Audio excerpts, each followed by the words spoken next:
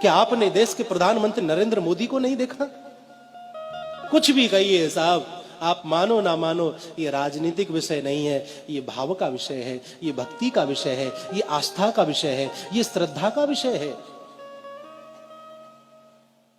एक देश का राजा अपने जन्मदिन पर जब माता से मिले तो माता के चरण स्पर्श करता है, आशीर्वाद लेता है। चादर और फादर का समय चला गया साहब, क्षमा करिएगा। और अपनी संस्कृति को यदि बचाना है तो चादर और फादर से बचकर के ही रहना होगा, तभी ये संस्कृति बच सकती है।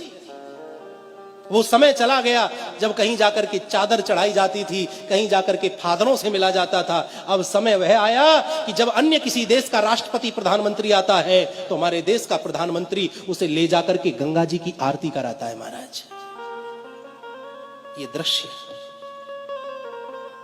मंदिर देवालय में ले जाकर के बड़े बड़े राष्ट्रपति को बिठा देता है, मंदिर दिखाता है, ये देखो हमारा ये मंदिर, ताजमहल दिखाने वाला समय चला गया साहब।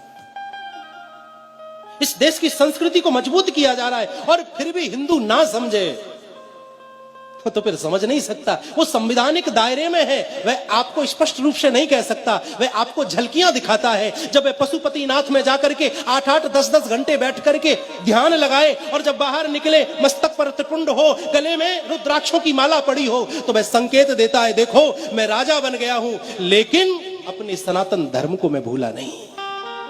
जिस प्रकार मुझे प्रधानमंत्री होने के बावजूद भी हिंदू होने पर गर्व है, उसी प्रकार प्रत्येक हिंदू को अपने हिंदू होने पर गर्व करना चाहिए।